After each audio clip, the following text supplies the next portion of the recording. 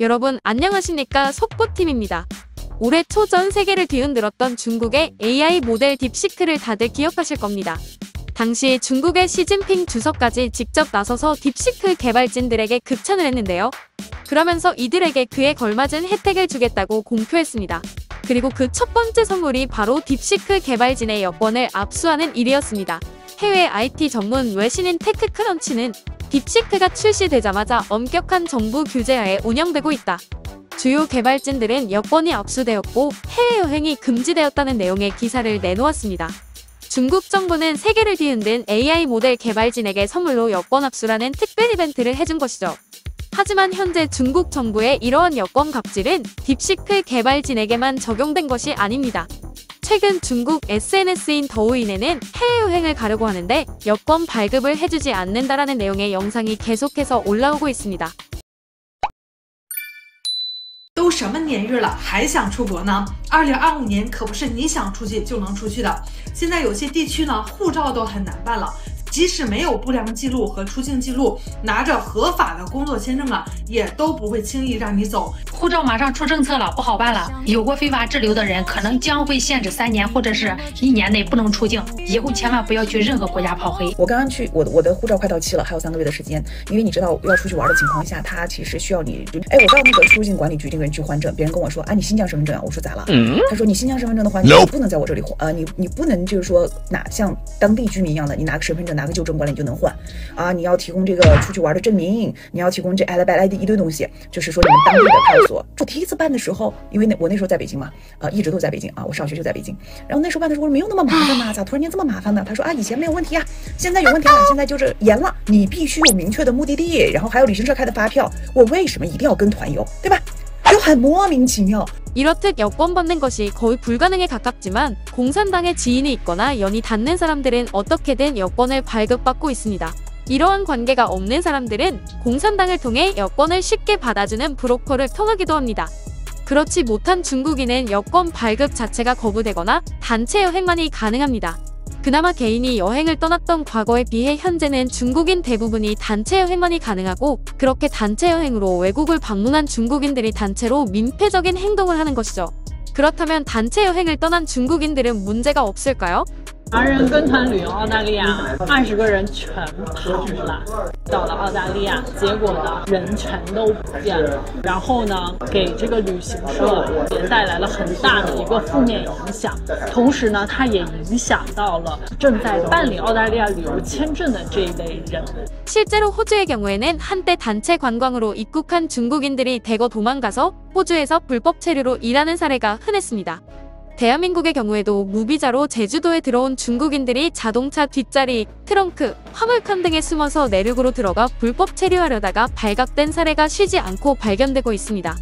발각된 사례가 이 정도인데 발각되지 않은 케이스까지 합친다면 이미 엄청난 숫자의 중국인들이 제주도를 통해 내륙으로 흘러들어왔을 겁니다.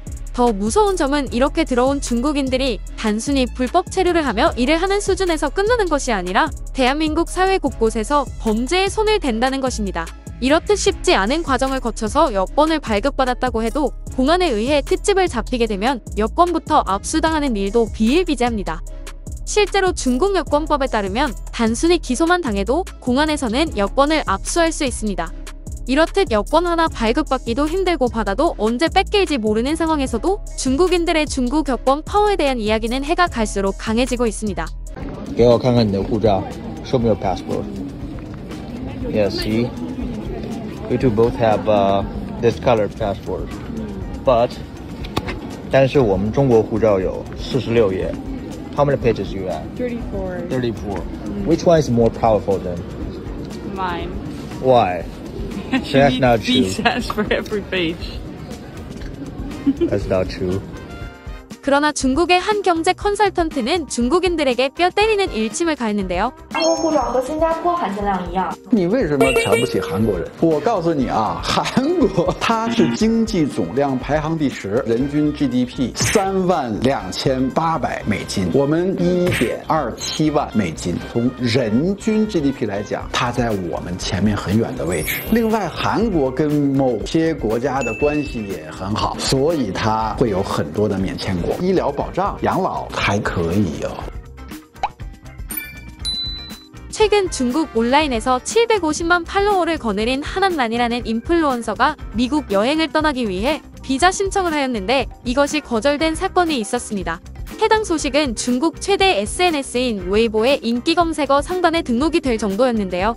750만 명이라는 엄청난 팔로워를 가진 인플루언서이고 많은 돈을 벌어들이지만 미국 입장에서는 이런 사람도 미국에서 불법 체류를 하려고 도망갈 가능성이 크다고 판단한 것입니다. 앞서 영상에서 설명한 것처럼 중국의 여권법은 현재 개정의 개정을 통해 타국에서 불법 체류를 하면 발급 제한까지 두고 있습니다. 문제는 이렇다 보니 현재 한국에서 불법으로 체류하는 중국인들이 계속해서 버틸 가능성이 높아졌습니다. 어차피 한번 걸리면 여권을 발급받기 불가능하니 말입니다. 이렇듯 여권 발급받기 위해서는 하루 종일 줄을 서도 불가능하고 정작 발급 담당 직원을 마주해도 발급하지 못하는 것이죠. 그렇다면 현재 해외로 나갈 수 있는 수단도 사라진 중국인들은 현 상황에 대해 어떤 중국 반응을 내놓고 있을까요? GDP, 산업구조, 화폐 가치 등으로 강한 여건이라고 주장하는 것은 과학적이지 않습니다. 폭발적으로 살펴봐야 합니다. 동물들은 나쁜 환경에 처하면 강한 동물들은 이주하고 약한 동물들은 번식을 멈춥니다. 나중에는 중국인들에게 해외여행이라는 것이 특별한 경험이 될 것입니다. 정부는 값싼 노동력이 도망갈까봐 두려워하는 거다. 예전에는 한국에서 취업비자를 쉽게 받을 수 있었지만 지금은 불가능하다. 불법적인 방법으로 해외로 넘어갈 수 있는데 왜 굳이 세관을 거쳐야 하나요? 한국을 옹호하는 중국인들은 뇌물을 받았나? 한국인들은 하루 종일 김치만 먹는데 무슨 행복이 있겠는가? 저는 두 자녀를 두고 있는 가장입니다. 그런데 더 이상 스트레스 많은 국가에서 살고 싶지 않습니다. 솔직히 말해서 저는 한국에 가서 평생 불법 체류로 살고 싶습니다. 하루에 8시간, 5일만 일하면 되는 곳에서 얼마나 행복할지 상상도 할 수 없습니다. 모국을 미워하고 비난하는 사람들은 가난한 집안 출신이거나 아무것도 이룬 게 없는 사람들이다. 만약에 사람들이 자유롭게 이주할 수 있게 되면 인간의 이동 방향은 문명의 방향과 일치할 것입니다. 현재 중국 정부는 초등학교, 중학교, 교등학교 등 교사들의 여권까지도 압수하고 있습니다. 해외에 나갔다가 여권이 분실 혹은 현지 간첩에 의해 도난당하는 상황을 미연에 방지하겠다는 것이 중국 정부의 공식 입장이지만 실제로는 나름 지식인이라고 불리는 교사들의 탈출 자체를 막겠다는 것입니다. 이렇다 보니 주요 대학 교수들의 경우에는 공산당의 허가 없이는 해외여행 자체가 불가능하죠. 또한 중국 국유기업의 사업을 위해 해외로 나간 농민공들도 도망가는 것을 막기 위해 여권부터 뺐습니다. 21세기에 국민 이동의 자유가 없는 국가가 스스로를 선진국이라 칭한다는 점에서 황당하기 그지없습니다. 또한 중국의 바뀐 정책으로 인해 앞으로 국내에도 중국 국적의 불법 체류자가 급속도로 증가할 거라 예상해봅니다. 속보이는 이야기 시청자분들은 자유롭게 해외로 나갈 수도 없으면서 자신들의 여권이 강하다고 정신승리하는 중국인들을 보며 어떤 생각이 드시나요? 여러분의 소중한 의견을 댓글로 남겨주세요. 오늘 영상이 마음에 드셨다면 영상을 주변에 공유해주시고 좋아요와 구독 부탁합니다.